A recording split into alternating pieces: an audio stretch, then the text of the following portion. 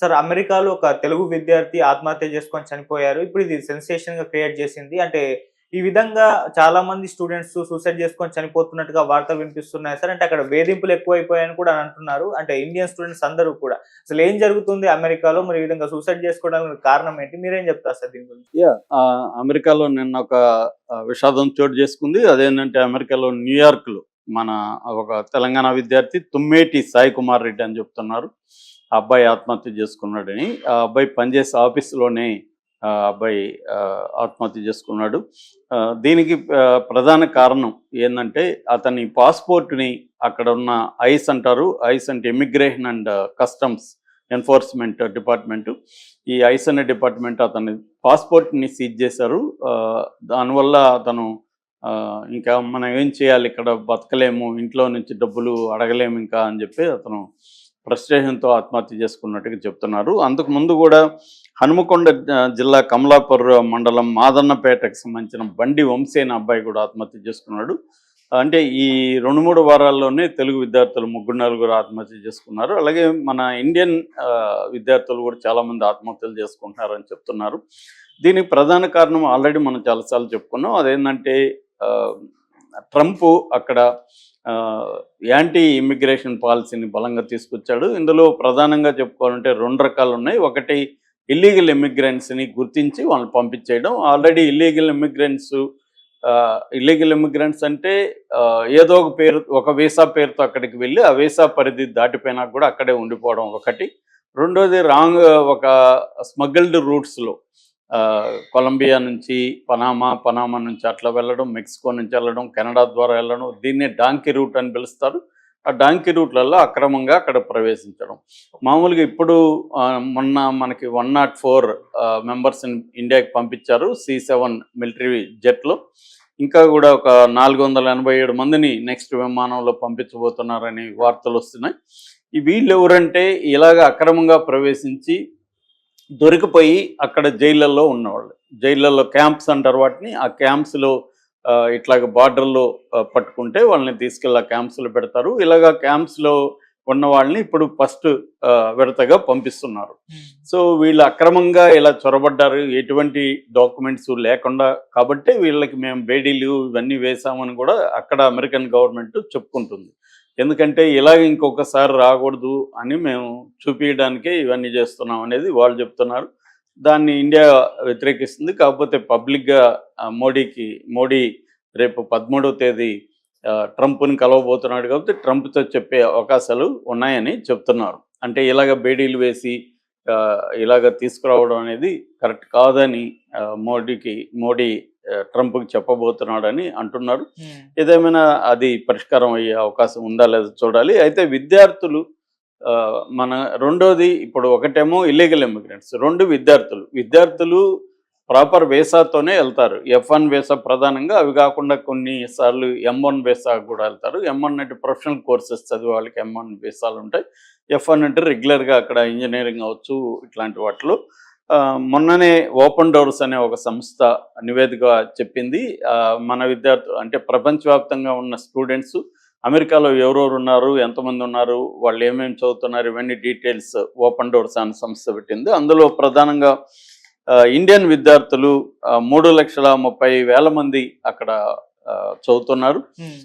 వీళ్ళు గతంలో కంటే కూడా 23% ఎక్కువ ఉన్నారు. ఇంతకుముందు అయితే మనకంటే చైనా వాళ్ళు ఎక్కువ ఉండేవాళ్ళు. చైనాను కూడా ఇండియా దాటేసింది.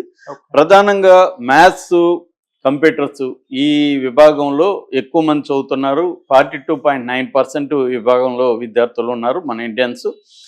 నెక్స్ట్ కేటగిరీ ఇంజనీరింగ్లో 24.5% ఉన్నారు. దాని తర్వాత కేటగిరీ బిజినెస్ అండ్ మేనేజ్మెంట్, ఇందులో 11.2% విద్యార్థులు చదువుతున్నారు. ఫైనల్గా ఫిజికల్ సైన్సెస్ అండ్ లైఫ్ సైన్సెస్లో 5.4, ఈ బిజినెస్ అండ్ మేనేజ్మెంట్లో 11.2 అనమాట. సో ఓవరాల్గా ఎక్కువగా మనకి మ్యాథ్స్ అండ్ కంప్యూటర్స్ దీంట్లో మన విద్యార్థులు వెళ్తున్నారు. ఇక్కడ ఏంటంటే వీళ్ళు వెళ్ళిన వాళ్ళు అక్కడ అంటే ఇక్కడ వీళ్ళు అనేక GRE లాంటి ఎగ్జామ్స్ రాసి అక్కడికి వెళ్తారు.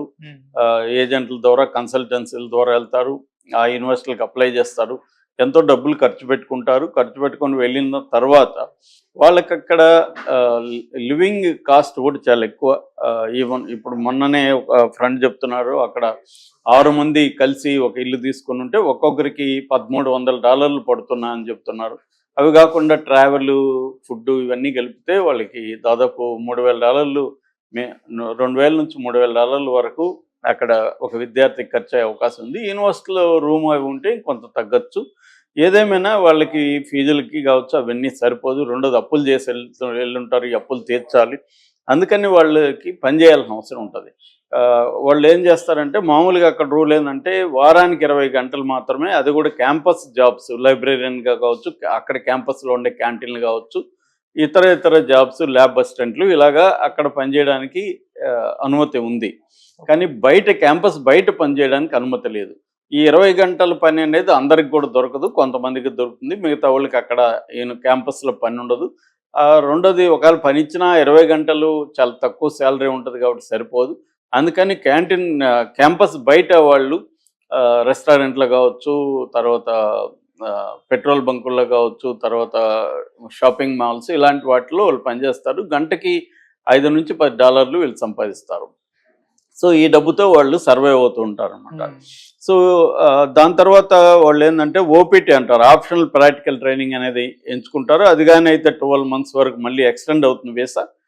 అట్లాగే స్టెమ్ అంటారు. స్టెమ్ అంటే science, technology, engineering and maths. ఆ కోర్సులో కానీ చేరితే 24 నెలల వరకు మళ్ళీ పెంచుకోవచ్చు. ఇలాగ మ్యాక్సిమం అక్కడ పెంచుకుంటూ ఉంటూ చదువు కంప్లీట్ చేసేసి అక్కడే జాబ్స్ పొందాలనేది బేసిక్గా. అందుకే మనం చదువుకోవడానికి అమెరికా వెళ్తున్న ఇండియన్ విద్యార్థుల్లో 80% వెనక్కి రావట్లేదు, ఓన్లీ 20% మాత్రం వెనక్కి వస్తున్నారు. 80% అక్కడే ఏదో ఒక జాబ్లో సెటిల్ అయిపోతున్నారు అనమాట.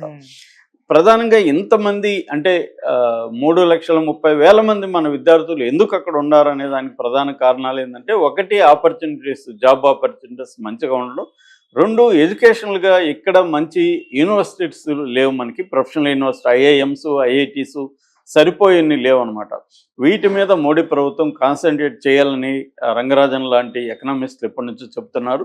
అది లేదు. అదే అమెరికాలో కానీ చూస్తే మనకి MIT, Massachusetts institute of technology కానీ, స్టాన్ఫోర్డ్ కానీ, హార్వర్డ్ కానీ, ప్రిన్స్టన్ యూనివర్సిటీ కానీ, యూనివర్సిటీ ఆఫ్ కాలిఫోర్నియా, బెర్క్లీ కానీ ఇలాంటి టాప్ 10లో ఉండే, వరల్డ్లోనే టాప్ 10లో ఉండే యూనివర్సిటీలు అక్కడ అమెరికాలో ఉన్నాయి, ఇండియాలో లేవు.